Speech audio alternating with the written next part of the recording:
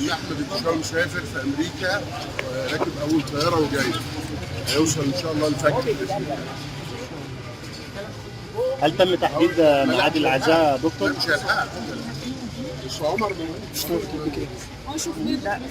العزاء امتى يا دكتور؟ العزاء ان شاء الله بنحجز يوم الاثنين ان شاء الله. من أمام مسجد مصطفى محمود بالمهندسين، نحن هنا نتواجد جميعا في وداع الفنانة الراحلة القديرة سمية الألفي. طبعا الدكتور أشرف زكي نقيب الممثلين موجود هنا، وطبعا الفنان القدير محمود حميدة قرر أنه يؤدي واجب الحضور في وداع الفنانة سمية الألفي.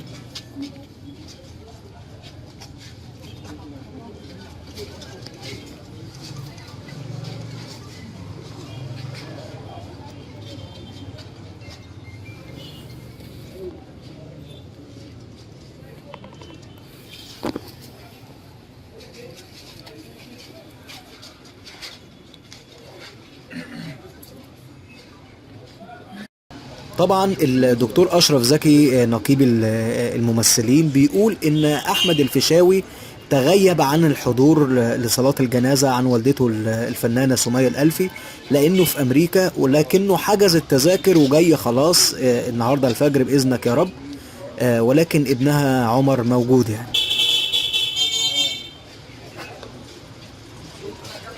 طبعا الفنان منير مكرم برضو، الفنان العظيم منير مكرم برضو متواجد معانا هنا في وداع الفنانة سمية الألفي.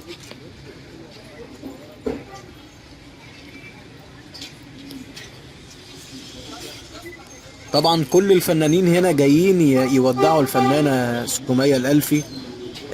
الفنانة سمية الألفي يعني غنية عن التعريف، سايبالنا بصمات كتيرة جدا سواء في السينما أو التلفزيون.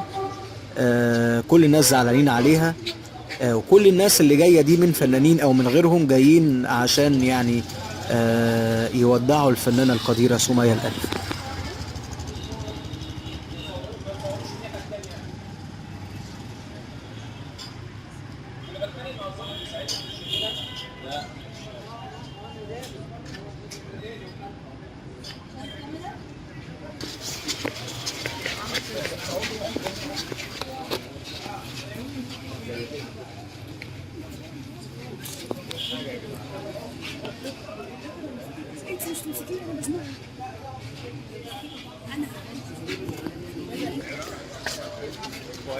يا جدعان بتزق مين؟ انا اللي واقف في وشك ولا انت اللي عملت زقني؟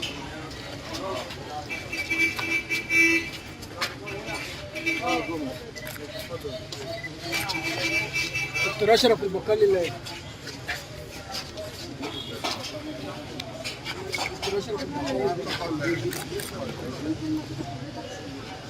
ان احمد الفيشاوي مسافر في امريكا، راكب اول طياره وجاي، هيوصل ان شاء الله الفجر باذن الله.